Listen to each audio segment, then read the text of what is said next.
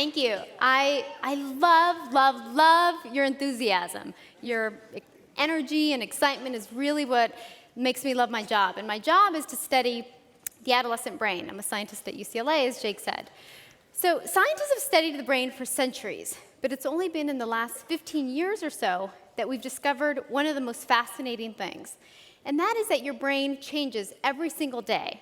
As you sit in this room, your brain is changing in response to my voice, in response to the person next to you.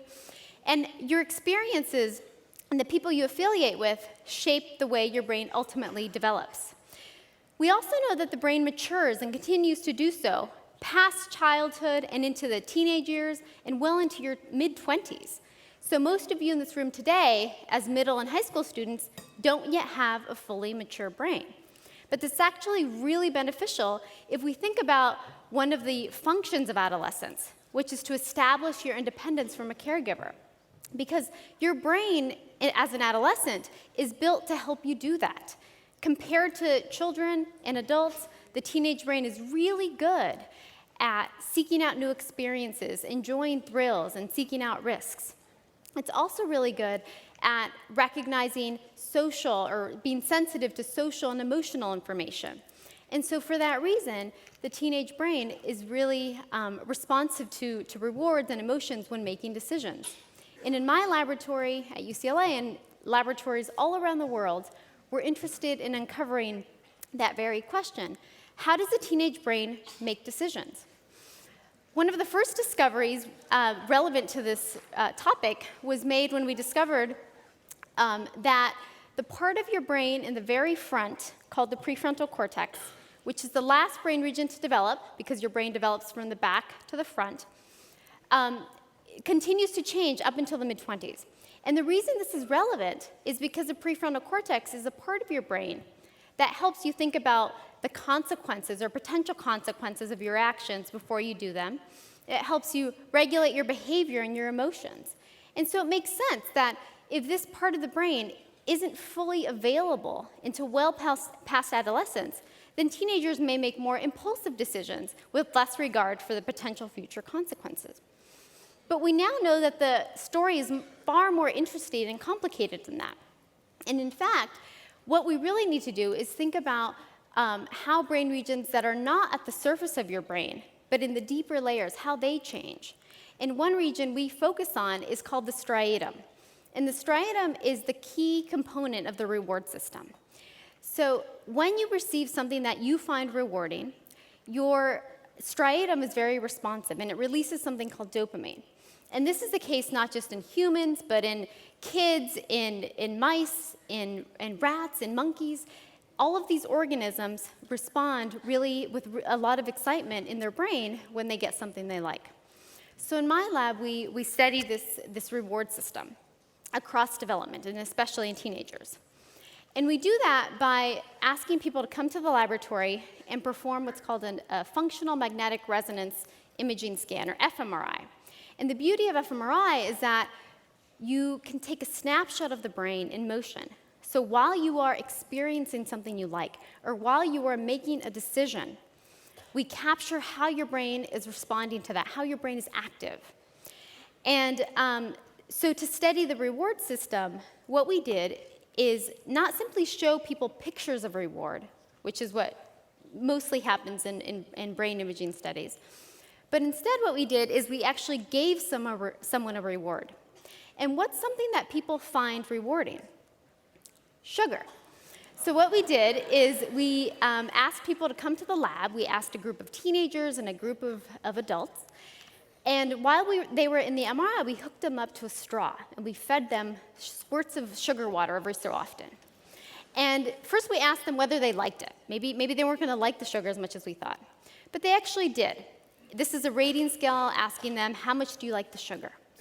And the average response is in red for the teenage group, and the adults is shown in white.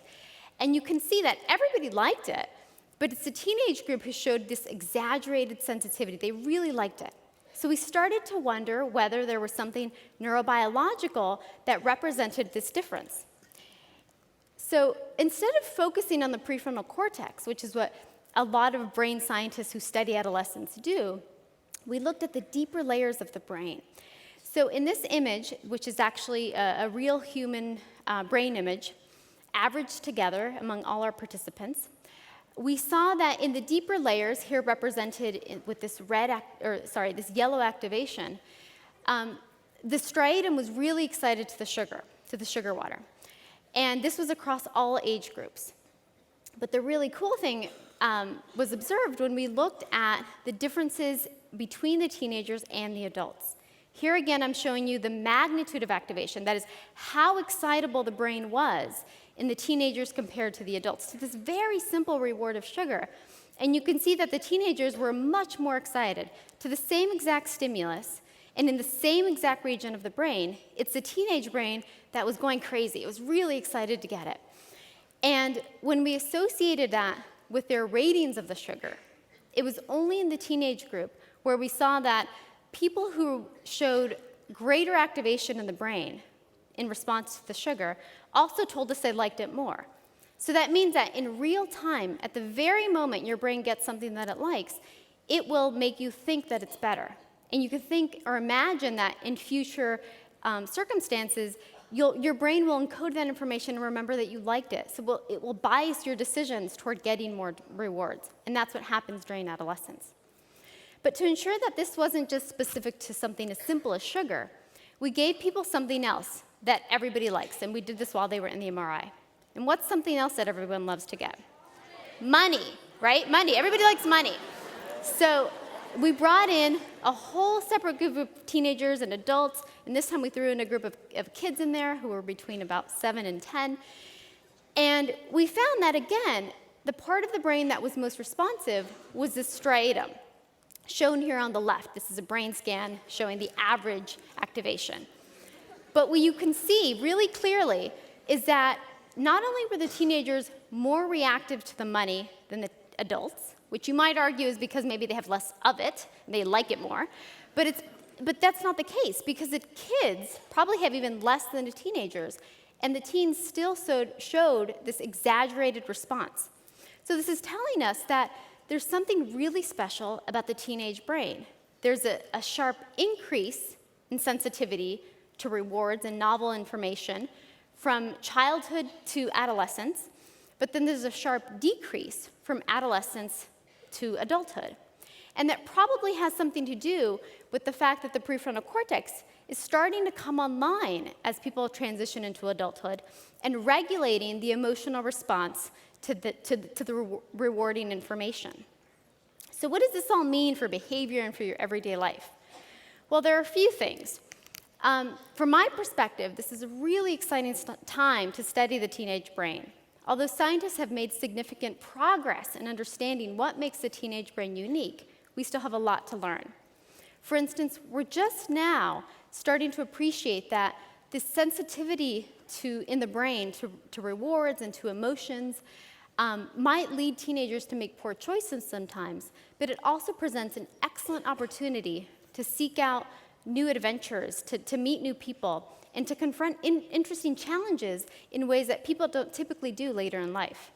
And I predict that as we continue to conduct more of this research, we will learn how to take advantage of the sensitivity of the brain during adolescence to generate new ideas and to promote creative thinking. There's a lot that we can and will learn from the adolescent brain and from adolescence in general in the coming decade. And perhaps we'll learn that taking risks and seeking out rewards are really adaptive behaviors in many contexts that actually lead to really good decisions and that help individuals navigate the often challenging and intimidating transition from childhood to adulthood.